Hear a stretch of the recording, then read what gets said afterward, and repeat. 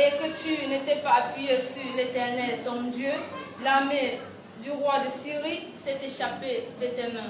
C'est ici le verset 7 du test du jour, qui est le test de 2 Chroniques, chapitre 16, du verset 1 au verset 10.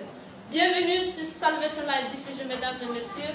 Le thème qui a retenu notre attention en ce dimanche est la réponse de Dieu. À présent, nous vous invitons à écouter le condensé du jour avec le pasteur Augustin. Bonjour, pasteur. Bonjour, sœur Fadil. Bonjour à tous ceux qui nous regardent, qui nous suivent dans cette chaîne. Nous avons décidé de parler à tous ceux qui nous suivent, de leur faire connaître ce que Dieu veut que nous fassions dans des bons et dans des mauvais jours. Asa est un roi qui a travaillé avec l'Éternel, a vu la toute-puissance de Dieu dans toutes ces guerres et a connu de quoi Dieu était capable. Il est arrivé que Asa puisse s'appuyer sur sa propre sagesse désormais et cherche un secours qui n'est pas l'Éternel, le roi de Syrie.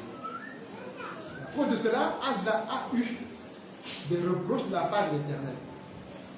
Asa a eu beaucoup de menaces de la part de l'Éternel et même, je dirais, Asa a tiré une conséquence néfaste qui ne pourrait jamais s'effacer dans sa vie jusqu'à sa mort.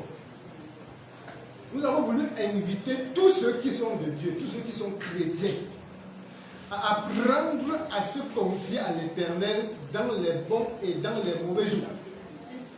À apprendre à régler les problèmes des chrétiens entre les chrétiens.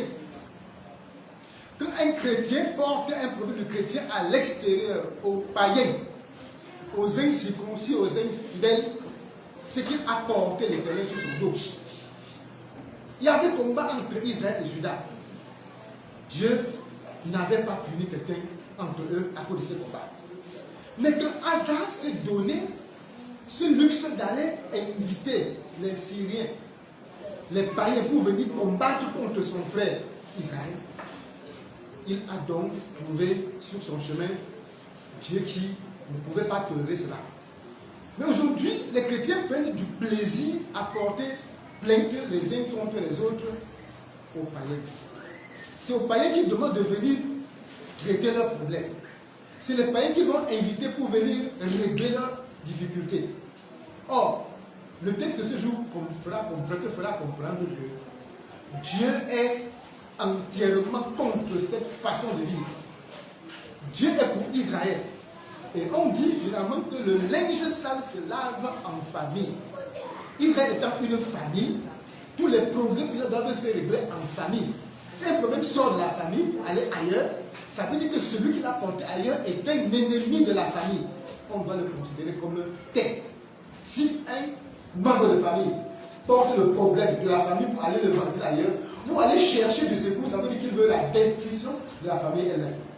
Donc nous devons comprendre que, selon 1 Corinthiens chapitre 6, verset 9, que nous devrions apprendre à vivre comme Dieu le veut, être à l'école de Dieu.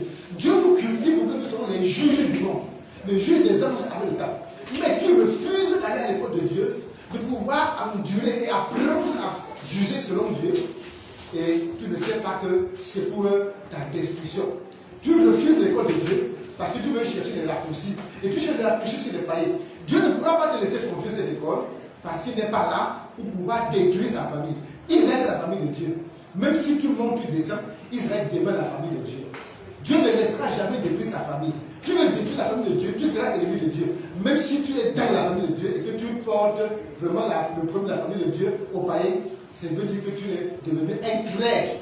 Nous considérons comme traître celui qui est parti vendre Israël à ces hommes qui ne connaissent pas leur Dieu, qui ne connaissent pas le Dieu qui a créé le ciel et la terre, qui a sauvé les hommes par le Seigneur Jésus-Christ à travers sa mort semblable.